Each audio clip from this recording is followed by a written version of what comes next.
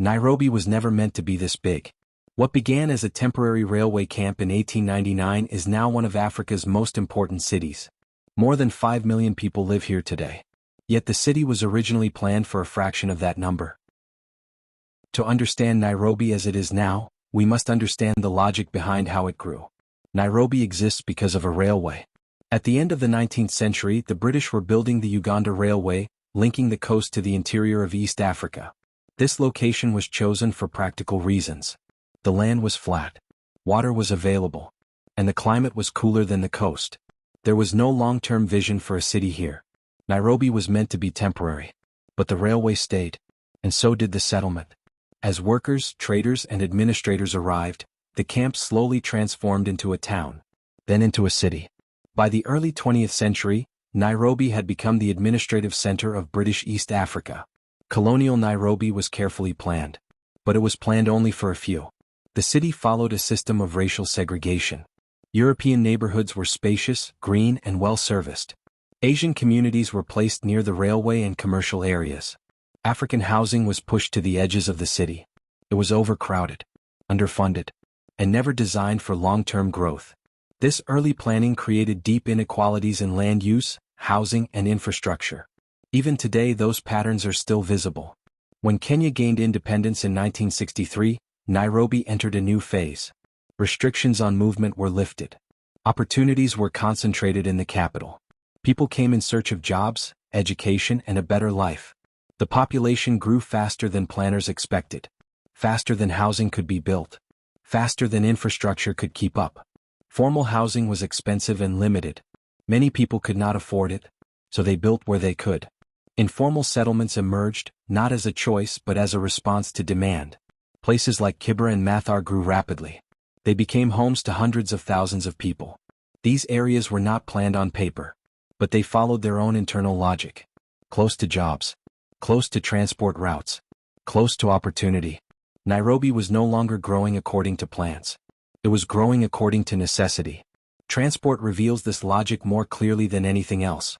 Nairobi moves on demand, not on drawings. Matatus operate where people are. They change routes quickly. They respond instantly to population shifts. Roads built decades ago now carry millions of daily trips. Most were never designed for this level of use. Traffic congestion is not accidental.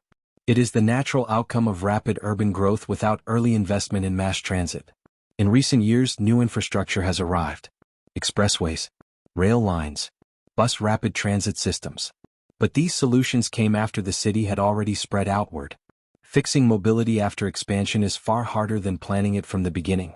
As Nairobi expanded, its economic heart also shifted. The central business district was once dominant. Banks, offices, and government institutions were concentrated there.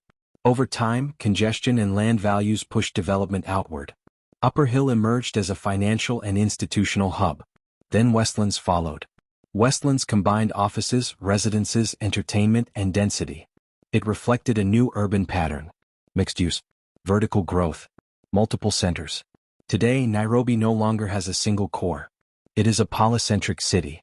Several centers connected by movement, not hierarchy. This structure allows the city to function. But it also creates new challenges. Long commutes, unequal access, fragmented planning. In recent years, Nairobi has gained another identity, the Silicon Savannah. Technology has become a key driver of the city's economy. Startups, innovation hubs, digital services. Tech thrives here because cities thrive on proximity, on people sharing ideas, on density and diversity. This sector has brought new energy to Nairobi, but it has also increased pressure on housing, transport, and land. The future of Nairobi is being shaped right now. New expressways are changing travel patterns. Bus rapid transit promises faster movement.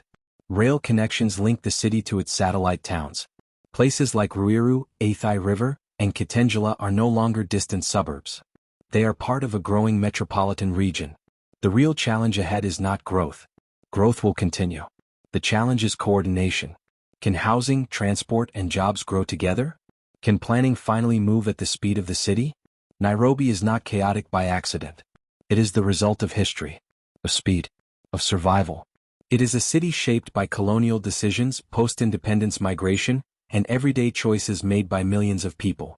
Nairobi is unfinished, still adapting, still becoming.